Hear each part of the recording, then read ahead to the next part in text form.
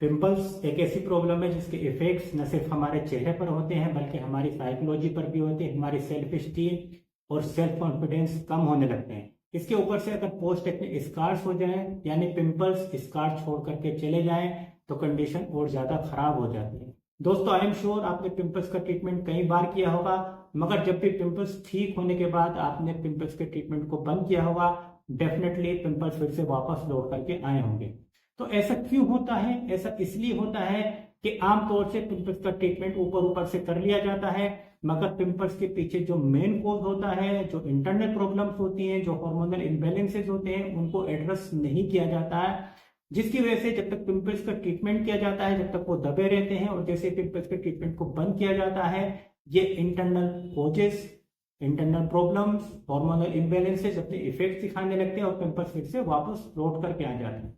तो दोस्तों, मैं डॉक्टर मोहम्मद रिजवान आज आपको कुछ मेथड बताऊंगा जिनको अडॉप्ट करके आप अपने इन इंटरनल कॉजेस को हमेशा के लिए अलविदा कह सकते हैं, और इसके साथ साथ एक रेमेडी ऐसी बताऊंगा जिसके इस्तेमाल करने से आपको पोस्ट एक्ने स्कार से पूरी तरह से छुटकारा मिल जाएगा। दोस्तों, आधी अधूरी नॉलेज कभी भी काम नहीं करती। अगर आपको पिंपल्स और पोस्ट एक्ने स्कार से पूरी तरह से छुटकारा चाहिए तो बात पूरी समझनी होगी। इसके लिए आपको वीडियो में मेरे साथ आखिर तक बने रहना होगा। हमारी स्किन और हमारी गट यानी पेट का डायरेक्ट कनेक्शन होता है। इस कनेक्शन को गट स्किन एक्सिस कहा जाता है। दोस्तों, आपने सुना होगा कि पिंपल्स खून की खराबी की वजह से होते हैं, और आपने इसके लिए कभी न कभी साफी या इसके जैसे दूसरे ब्लड प्यूरिफायर्स का या तो यूज किया होगा या इनके यूज करने की रिकमेंडेशन आपको कहीं ना कहीं से जरूर मिली होगी। मगर दोस्तों, प्रॉब्लम यह है कि चाहे कितना ही अच्छा ब्लड प्यूरिफायर यूज कर लिया जाए, जब तक हम ब्लड प्यूरिफायर यूज करते हैं हमारे ब्लड की क्वालिटी अच्छी रहती है, यानी इसमें टॉक्सिन्स और इम्प्योरिटीज डेवलप नहीं हो पाती। और जैसे ही ब्लड प्यूरिफायर का इस्तेमाल बंद किया जाता है ब्लड में फिर से टॉक्सिन्स इकट्ठा होने लगते हैं। तो सवाल ये पैदा होता है कि ये टॉक्सिन्स आते कहाँ से हैं, और क्या कोई ऐसा मेथड है जिसको यूज करने से इन टॉक्सिन्स से हमेशा के लिए छुटकारा मिल जाए और ब्लड हमेशा ही साफ बना रहे। तो दोस्तों, हमारा पेट जब ठीक नहीं रहता है, खराब रहता है या कॉन्स्टिपेशन होता है तो हमारे इंटेस्टाइन्स में टॉक्सिन्स इकट्ठा रहते हैं। फिर ये टॉक्सिन्स आहिस्ता आहिस्ता एब्जॉर्ब होकर हमारे ब्लड में चले जाते हैं। फिर ये ब्लड जब हमारे स्किन में जाता है तो वहाँ जो एंड ऑर्गन होता है यानी सेबेसियस ग्लैंड, वो ग्लैंड्स जिनसे स्किन में ऑयल बनता है वहां पर कुछ चेंजेस लाता है।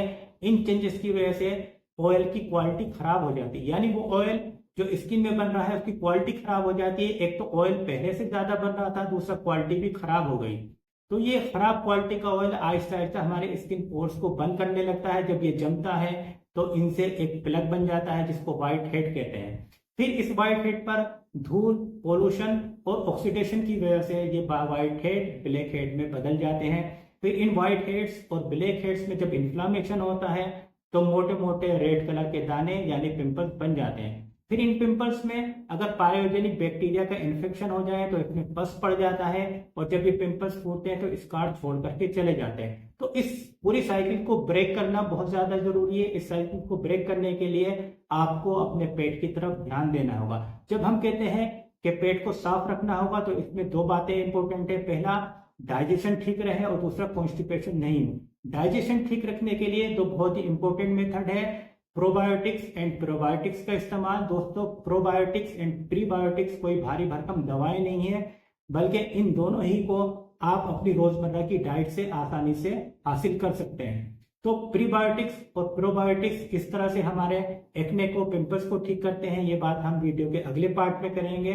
कॉन्स्टिपेशन को ठीक करने के लिए डाइटरी फाइबर्स बहुत ही इंपॉर्टेंट रोल प्ले करते हैं। तो डाइटरी फाइबर्स को अपनी डाइट में बढ़ाने के लिए डाइट में थोड़े ग्रीन लीफी वेजिटेबल्स, फ्रूट्स और सलाद को ऐड कर ले। पपाया एक बहुत ही अच्छा फ्रूट है। ये कॉन्स्टिपेशन को ठीक करने के साथ साथ हमारे लीवर की हेल्थ को भी अच्छा करता है, और इसमें विटामिन सी भरपूर मात्रा में होता है। जब लीवर की हेल्थ अच्छी होती है तो हमारा हार्मोनल बैलेंस ठीक बना रहता है, और विटामिन सी हमारी स्किन की ओवरऑल क्वालिटी को इम्प्रूव करता है। दोस्तों, अगर इससे भी काम नहीं चलता है तो रात में सोते वक्त एक कप गर्म दूध में 8-10 बूंद रोगन बादाम शीरी की डाल करके पी लें, या एक चमचा इसबगोल की भूसी हल्के गर्म पानी से ले लें, या 8 से 10 मिनट का बीज निकालकर दूध में पकाकर रात में सोते वक्त ले लें। अब प्रोबायोटिक्स एंड प्रीबायोटिक्स की बात कर लेते हैं। तो प्रोबायोटिक्स वो हेल्दी बैक्टीरियाज होते हैं, वो बेनिफिशियल बैक्टीरियाज होते हैं जो हमारे पेट में होते हैं। ये हमारी हेल्थ पर कई तरह से इफेक्ट डालते हैं। ये हमारी बॉडी के इन्फ्लामेशन को कम करते हैं, एक्ने के इन्फ्लामेशन को कम करते हैं, हार्मोनल इम्बैलेंस को ठीक करते हैं, स्ट्रेस को कम करते हैं और स्किन के बैरियर फंक्शंस को इम्प्रूव करते हैं। तो ये प्रोबायोटिक्स हमारे इंटेस्टाइन में अच्छी तरह से डेवलप रहे, इसके लिए प्रीबायोटिक्स की जरूरत होती है। इस तरह से समझ लें कि अगर प्रोबायोटिक्स छोटे छोटे पौधे हैं तो प्रीबायोटिक्स वो खाद है जो इनकी जड़ों में डाली जाती है। जब तक खाद एक प्रॉपर मात्रा में बनी रहती है, जब तक पौधों का डेवलपमेंट होता रहता है। प्रीबायोटिक्स हमें डाइटरी फाइबर से मिलते हैं, तो ग्रीन लीफी वेजिटेबल्स और सलाद तो आपने पहले ही ऐड कर ली है, इससे अच्छी तरह से प्रीबायोटिक्स मिल जाएंगे। इसके अलावा इसबगोल की भूसी एक बहुत ही अच्छा प्रीबायोटिक है। इसबगोल की भूसी प्रीबायोटिक्स होने के साथ साथ हमारे इंटेस्टाइन को पूरी तरह से क्लीन कर देती है, जिसकी वजह से टॉक्सिन्स पूरी तरह से हमारी बॉडी से बाहर हो जाते हैं, जिसकी वजह से हमारी बॉडी का डिटॉक्सिफिकेशन हो जाता है। इसके साथ साथ ये हमारे ब्लड में चिकनाई यानी लिपिड की क्वांटिटी को भी कम करते हैं। दोस्तों, इन इंटरनल प्रॉब्लम्स के अलावा कुछ एक्सटर्नल प्रॉब्लम्स भी होती हैं जो एक्ने के डेवलपमेंट में इंपॉर्टेंट रोल प्ले करती है। इसमें सबसे इंपॉर्टेंट है स्किन का बहुत ज्यादा ऑयली होना। स्किन जितनी ज्यादा ऑयली होगी, एक्ने की सीवियरिटी उतनी ज्यादा होगी और पोस्ट एक्ने स्कार डेवलप होने के चांसेस भी उतने ही ज्यादा होंगे। तो अगर आपको एक्ने और पोस्ट एक्ने स्कार से छुटकारा चाहिए तो आपको अपने स्किन के ऑयल को कंट्रोल करना ही होगा।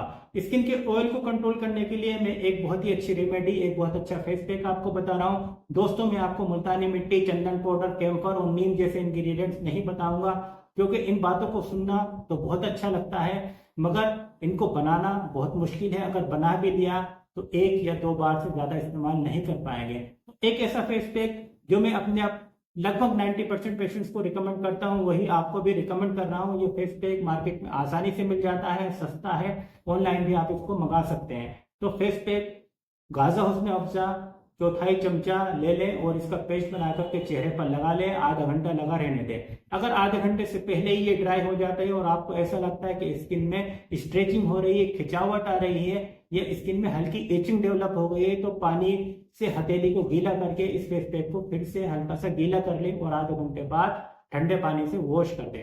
अगर आपकी स्किन बहुत ज्यादा ऑयली, ऐसा लग रहा है कि चेहरे पर डायरेक्ट ही ऑयल लगा दिया गया हो, तो इस फेस पैक का पेस्ट गुलाब जल के साथ बनाएं। अगर आपकी स्किन ज्यादा ऑयली है मगर ऐसा नहीं लगता है कि डायरेक्ट ऑयल लगाया गया हो, तो बॉइल्ड मिल्क की बालाई उतारकर उसके साथ इसका पेस्ट बनाएं और चेहरे पर लगाएं।